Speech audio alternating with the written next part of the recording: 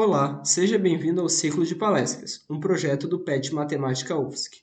A palestra de hoje será sobre matemática na cozinha, ministrada pela graduanda em Matemática Bacharelado pela Universidade Federal de Santa Catarina, Mônica Dreschler. Aproveite a palestra e bons estudos! Bom, oi pessoal, eu sou a Mônica, eu sou petiana e eu tô aqui hoje para apresentar uma palestra para vocês. Eu sei que normalmente no ciclo vocês estão acostumados a ouvir professores, mas a gente está começando agora uma nova rodada de ciclos com pessoas de fora que não sejam professores também, e isso inclui petianos. Então, tô eu aqui para falar sobre uma coisa que eu tenho muito interesse, que é muito legal, que se trata da matemática na cozinha, que é uma ótima palestra para a gente ver durante o almoço, né? Esse tema foi escolhido porque há uns 2 anos atrás, quando a gente estava no começo da pandemia, que começaram-se os vários cursos online, eu fiz um sobre a ciência na cozinha. Então eu venho trazer alguns aspectos para a gente entender um pouquinho mais.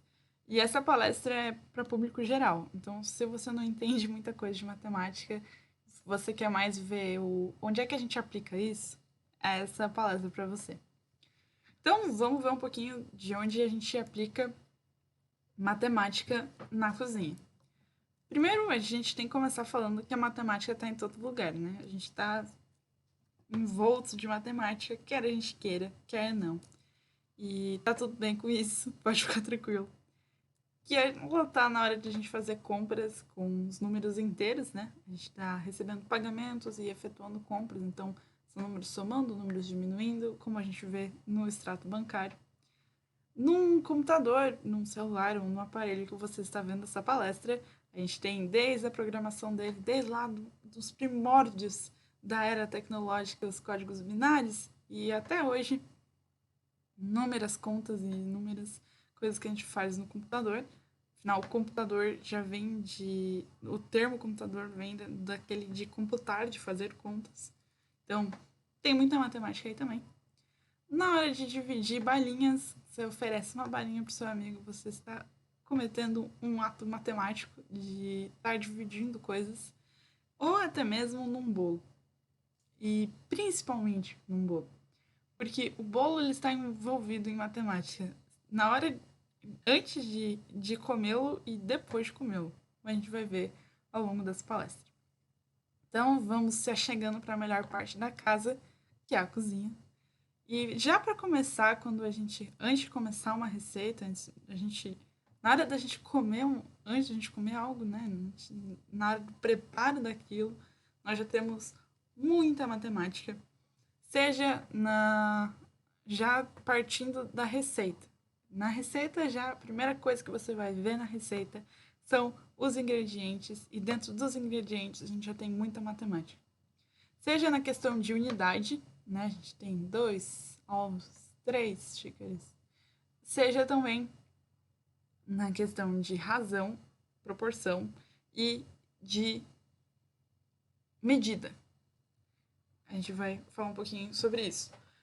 Começando na questão de unidade, a gente tem ali sempre a quantidade de números, né? A quantidade de ingredientes. A gente tem um número natural de ingredientes. A gente tem 2 xícaras, a gente tem 3 colheres, a gente tem sempre esses números naturais, mas não somente eles.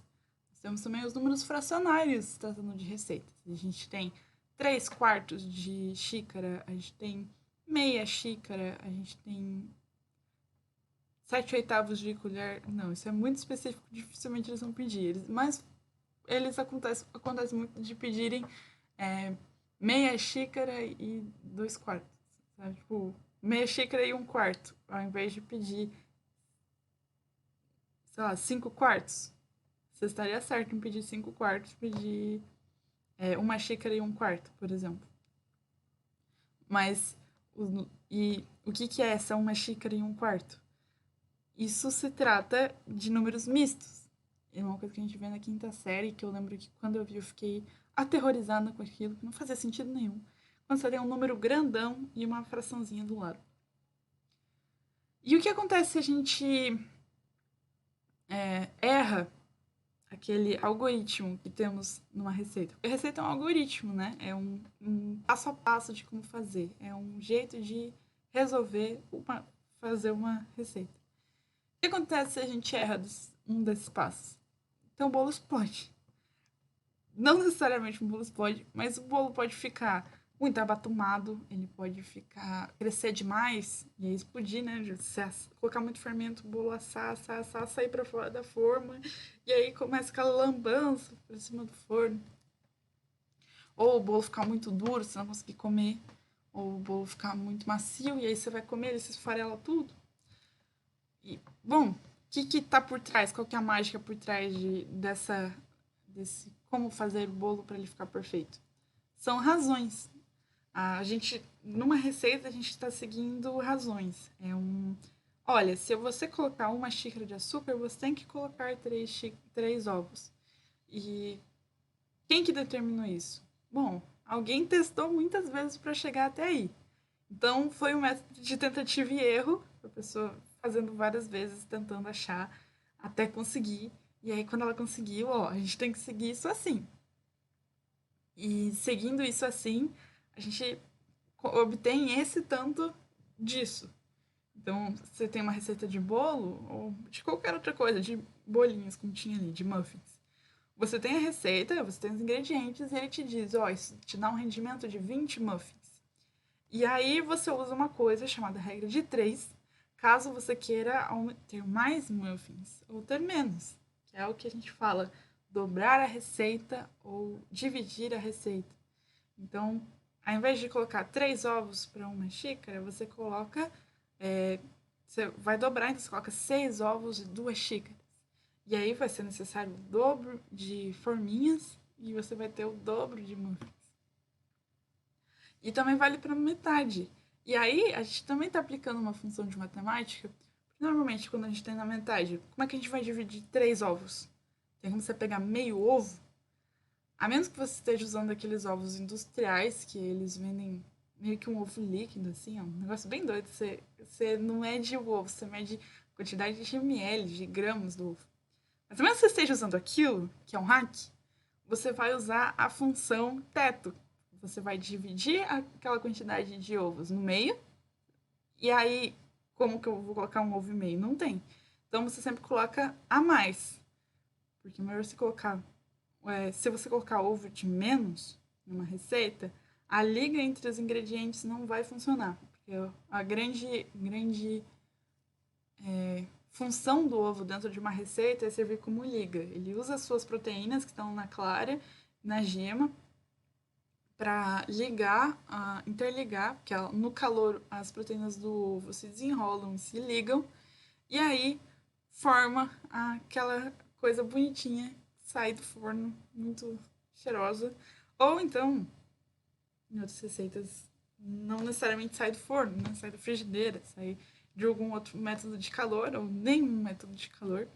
Às vezes a gente consome coisas com ovo sem usar método de calor, mas a proteína do ovo tá ali para isso. Então, quando é uma coisa inatingível de ser conseguida, a gente usa a chamada função teto, de ser dividir, pegar essa fração e pegar um número inteiro mais próximo dela superiormente, né? Pegar um número natural acima dele. E, bom, temos razões, temos frações, temos medidas também. Frequentemente aparece na receita, não sei, 500 ml. E aí a gente tem só uma jarra que mede em litros. E aí, como que a gente vai fazer para colocar agora? Como é que a gente vai conseguir colocar? Então, o que a gente faz? A gente faz essa transformação de ml para litro, de quilo para grama, de grama para quilo, e até maiores, né? A gente transforma de xícara para colher de sopa, de colher de chá para colher de sopa, e faz aquelas ligações inteiras malucas, assim, que a gente, querendo ou não, tá fazendo matemática, tá transformando, mudando de unidades de medida, multiplicando, dividindo o tempo inteiro. Ou então a gente simplesmente coloca no Google, que não deixa de ser uma forma de matemática, porque a gente tá, de uma certa forma, fazendo uma conta ainda. E além dessas transformações dentro da matemática, a gente tem a parte de fração depois de fazer o alimento, né? A gente divide um bolo, a gente não consegue normalmente comer, se for um bolo grande, comer ele sozinho, a menos que você seja o moço da Matilda. E parabéns para ele, o bolo de chocolate é maravilhoso. Mas, normalmente, o que a gente faz é dividir esse bolo em inúmeros pedaços. Assim como a gente faz com a pizza, por exemplo. Não necessariamente precisa ser um bolo. E a gente tenta dividir isso de uma maneira que seja igual para todo mundo, né? Porque a gente quer ser justo e também que todos se alimentem da mesma forma. E mesmo um pedaço de pizza tem muita geometria nele. A gente vai ver agora. Aqui a gente tem um pedaço de pizza com seis pedaços, né? Tipo, uma pizza cortada em seis. E, bom, o que a gente consegue descobrir disso? O que é uma pizza em termos geométricos? É uma circunferência, certo? E aí você, dividindo essa pizza em seis, que é uma coisa relativamente comum, a gente forma um setor circular, que tem como ângulo interno aqui, o ângulozinho que tem aqui, é de 60... quer ver? Qual que vai ser o ângulo? A gente tem o ângulozinho aqui, e a gente sabe que esse ângulo, mais esse ângulo dessa pizza, mais o ângulo dessa pizza, mais o ângulo dessa pizza, mais o ângulo dessa aqui, mais dessa aqui. Quando você junta tudo isso, forma um círculo, certo? Uma circunferência. Então, a gente sabe que o θ é igual a circunferência, tem um ângulo de 360. E a gente está dividido isso em 6 pedaços iguais. Então, 6 é igual a 60 graus. Então, a gente tem que o ângulo ali desse setor circular, no caso de todas as pizzas aí, é 60 graus. E o que isso quer dizer? Beleza, parabéns. O que eu faço com isso? Bom, isso quer dizer que a gente tem um setor circular, aqui vocês perdoem o meu desenho não ser bem perfeito, que é 60 graus. Além disso, a gente sabe que esse lado da pizza é do mesmo tamanho que esse lado, né? A pizza é sempre um setor circular que é isósceles, porque a gente tem aqui o raio da nossa circunferência. Isso se você estiver cortando todos os pedaços certinho. Então, a gente tem aqui um lado de um mesmo lado, e aqui a gente tem um ângulo de 60 graus. Se a gente cortar a bordinha, se você é do time que não gosta de bordinha, numa reta, assim, pega aqui na pontinha e cortou. A gente vai formar aqui dentro um triângulo equilátero. Porque um triângulo isósceles, os ângulos da base são sempre iguais, né? A soma deles sempre dá 120. E aí, como a gente tem um triângulo isósceles muito específico, que o ângulo aqui é 60... deixa eu corrigir. Como a gente tem aqui um setor circular, um triângulo isósceles, os ângulos da base são sempre iguais. Então, esse ângulo aqui vai ser sempre esse ângulo aqui. São sempre iguais. E aí, como a gente tem um caso específico que o ângulo é 60, como a soma dos ângulos internos de um triângulo é sempre 180, então a soma dos dois vai dar 120, isso aqui cada um é igual ao outro, então vai dar 60. E aí, a gente tem um triângulo de 3 ângulos 60, vai ser um triângulo equilátero. E o que isso quer dizer? Quer dizer nada. Quer dizer apenas que você comer de um lado, comer do outro a pizza, você vai estar comendo o mesmo tanto de pizza ao mesmo tempo. Ao contrário de você estar comendo uma pizza muito fininha, aqui você vai acabar comendo mais pizza do que está comendo aqui, né? Se você começar por esse pedaço. Por essa parte. Mas o que... Tem uma outra coisa interessante tratando de cortar pizzas, né? Se a gente pensar, que tem que cortar uma pizza em 7 pedaços? Se a gente pensar, já para cortar em 6 já é um pouco difícil, né? Porque a gente tá tendo que cortar em 3 pedaços. Mais fácil é você cortar no meio, corta no meio, corta no meio, corta no meio. E fica cortando no meio. Esse cortar ao meio é o que a gente chama na geometria de você estar bissectando, né? Você está traçando a bissetriz. Você tem um ângulo e você passa exatamente na metade do ângulo. Você está cortando esse ângulo no meio. E você cortar um ângulo em 3 é uma parada um pouco mais difícil.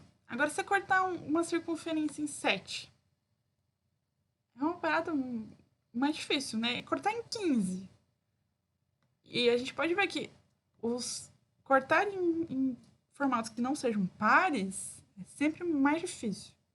Mas principalmente formatos que são muito difíceis de conseguir, assim, formatos primos, primos mais altos, né? E, bom, isso aqui dentro da geometria se trata da divisão de ângulos para você. Divisão de ângulos dentro de uma circunferência que você consegue traçar figuras. Por exemplo, se a gente tem essa esfera, a gente consegue dividir em 6. Se a gente cortar todos os carinhas aqui, a gente vai ter uma pizza no formato de um hexágono.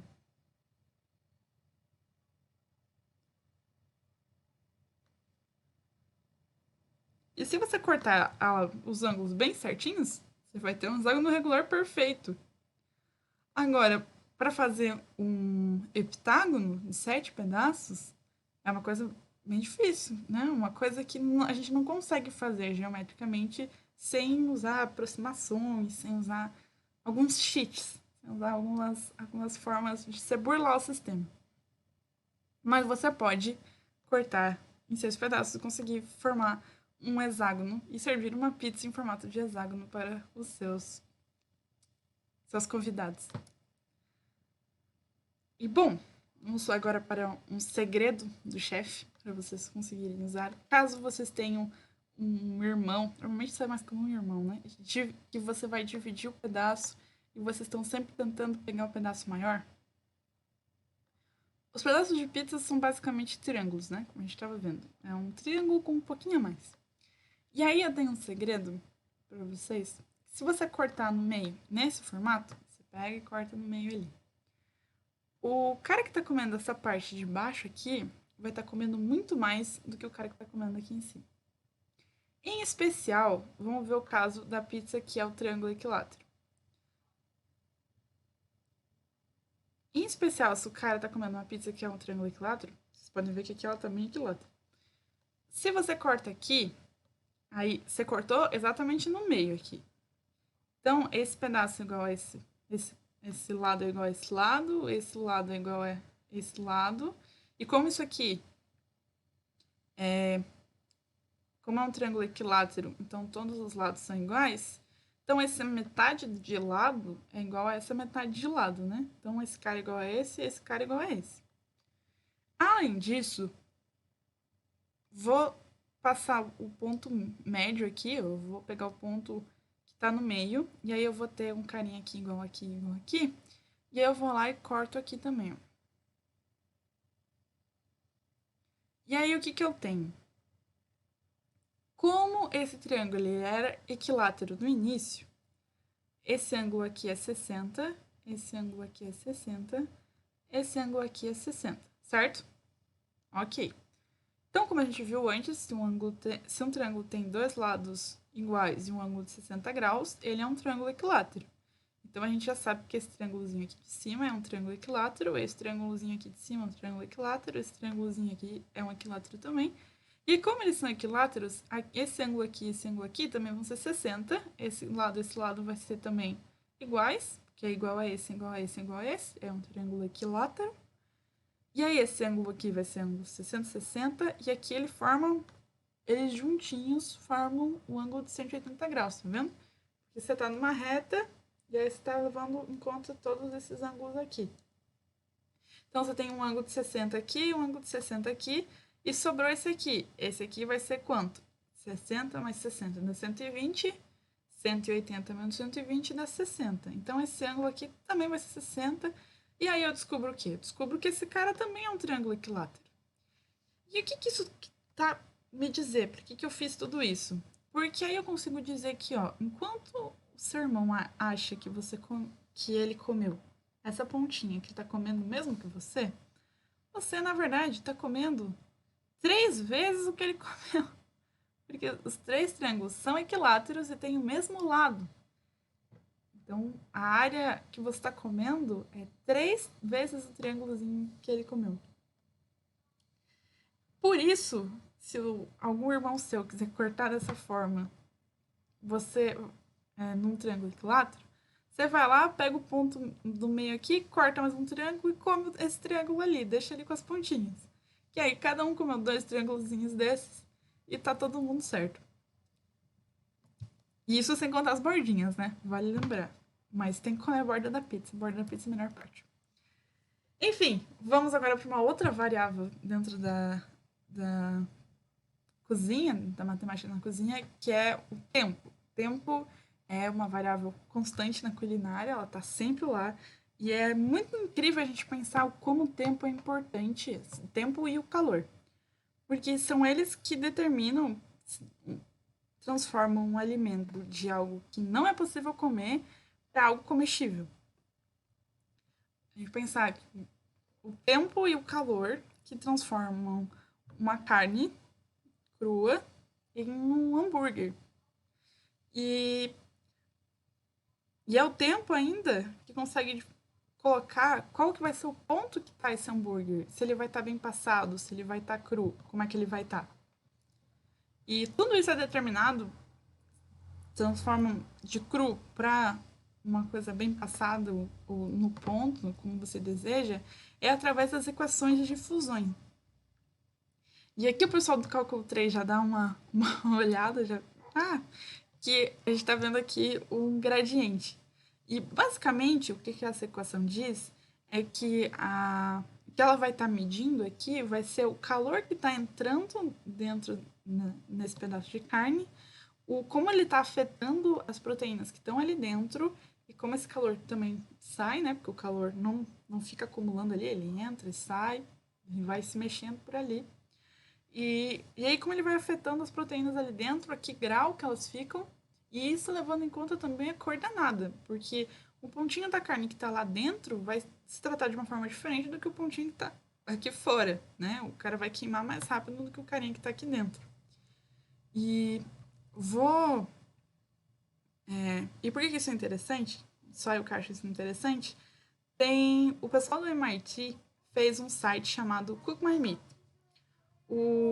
Nesse site, você consegue determinar qual receita que você está seguindo, se você vai usar 4 minutos por lado, se você vai virar a cada 15 segundos, se você vai cozinhar em fogo lento, se você vai usar o modo sous vide, que aí você cozinha, você coloca um pedaço de carne num pacote no vácuo, deixa o pacote a vácuo e cozinha ele em fogo lento por muito, muito, muito, muito tempo.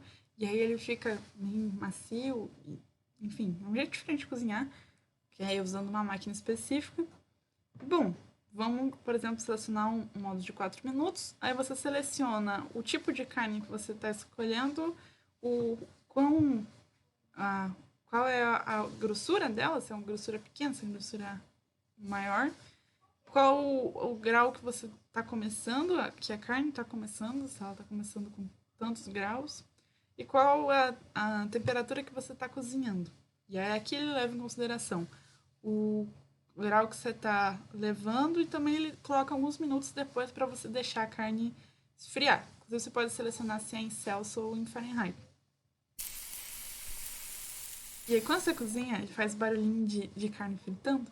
E aí você consegue ver como que vai estar o estado da proteína dentro da carne de acordo com o tempo e a temperatura. Então aqui a gente está vendo esse vermelhinho é quando ela ainda está crua. E aqui é o lado 1 e o lado 2. Você girou o lado, né? A gente seguiu essa receita. Aí aqui é se ela ainda está crua, se ela está no... Tem os pontos, né? Esse aqui é o brown, quer dizer que ela está dourada. É aquele pontozinho de fora que ela está dourada. E aí, o well é que ela está bem passada. O medium quer dizer que ela está no ponto médio. Medium rare é o que está abaixo disso, né? E o rare. E, enfim, com isso você consegue fazer a tua carne e consegue dizer qual que vai estar o estado da proteína dentro dela sem cortar ela. E você também consegue ver a temperatura. Qual a temperatura que ela vai estar lá dentro. Para não comer carne fria também. E ó, você pode ver que o efeito... Aqui tá o foguinho, que é quando ela estava sob efeito do fogo, depois você tirou. E aí o calor que antes estava só numa área foi se dissipando e se tornando uma coisa mais uniforme para toda a carne. Né? Você tem uma carne quentinha em todo lugar. Enfim, eu vou deixar para vocês verem depois o negócio, para vocês conseguirem calcular. E além disso, a gente tem uma outra coisa que aterroriza as pessoas, que é o logaritmo. E ele também se faz presente na culinária, também tem como você usar ele. E através da equação de diluição. A equação de diluição, eu lembro que eu vi sobre isso um pouquinho no ensino médio, usando os mols e tal, mas e eu não vou entrar muito a fundo, mas ela basicamente te diz o quanto que você vai precisar de um soluto para dissolver um solúvel. Quer dizer o quê? Tem alguma coisa que você quer dissolver e aí ela te diz o quanto de líquido você vai precisar daquilo para dissolver. E por que isso é importante? Por que isso é interessante? Porque a gente usa isso o tempo inteiro. Inclusive, se você fizer o cálculo propriamente, consegue dizer o tanto de Nescau que você precisa, o tanto de leite ou vice-versa, né? Você gosta de ter um Nescau com aquele tanto de Nescau e aí você vê o quanto de leite é necessário ou a temperatura também, porque a temperatura também influencia, né? Se o leite está mais quente, a gente consegue dissolver mais coisas nele, dissolver mais Nescau nele. E aí você consegue ver quando que o seu Nescau vai ficar sem nenhuma bolinha, vai se mexer ali completamente, usando logaritmo.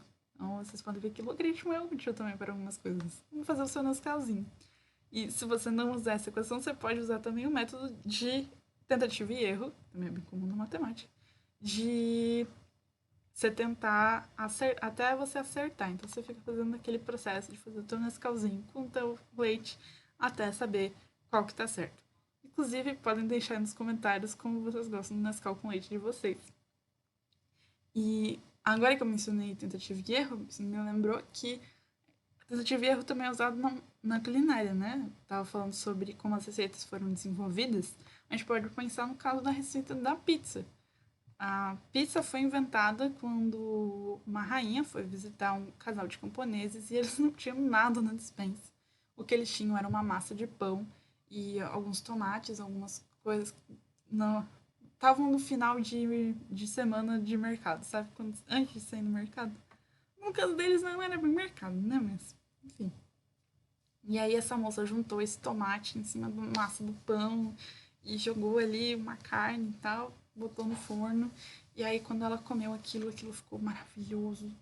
E a rainha ficou espantada. E assim surgiu a pizza margherita, que é em homenagem à rainha. E bom, foi uma tentativa, né? Foi vamos ver o que dá aí. E é assim que surge grande parte das receitas. Vamos ver o que acontece se a gente tentar isso. E assim que desenvolve muita parte da matemática também. Então, gente, cozinhar é mágico. A gente consegue transformar coisas que são líquidas. Por exemplo, no caso do pudim, ele é um líquido, é um leite com leite condensado. E aí, através do calor e do tempo, a gente consegue transformar ele naquela coisa meio gelatinosa, assim, que você dá uma batidinha e dá uma mexidinha. Ou coisas duras em coisas macias, em coisas que não são comestíveis, né? Um pedaço de carne crua sem nada, assim, não é comestível, mas se a gente usar os temperos corretos, o modo correto de preparo, a gente consegue chegar em uma coisa comestível, que é muito boa. Mas a matemática também é. Então a gente consegue juntar os dois de algum modo, tentando analisar padrões dentro da culinária, que é o que os matemáticos fazem. E assim a gente consegue entender melhor sobre como muitas coisas funcionam, incluindo por que o meu bolo não cresceu, por que o meu bolo grudou na forma e coisas desse tipo. E, enfim, pessoal, era isso a palestra de hoje. Eu espero que tenham gostado, espero que não tenha dado tanta fome assim para vocês durante o almoço. E fico à disposição para responder qualquer pergunta que vocês tiverem por aí. E vou colocar o site do Cook My Meat na descrição para vocês conseguirem usufruir dele. É isso, pessoal. Tchauzinho e até a próxima.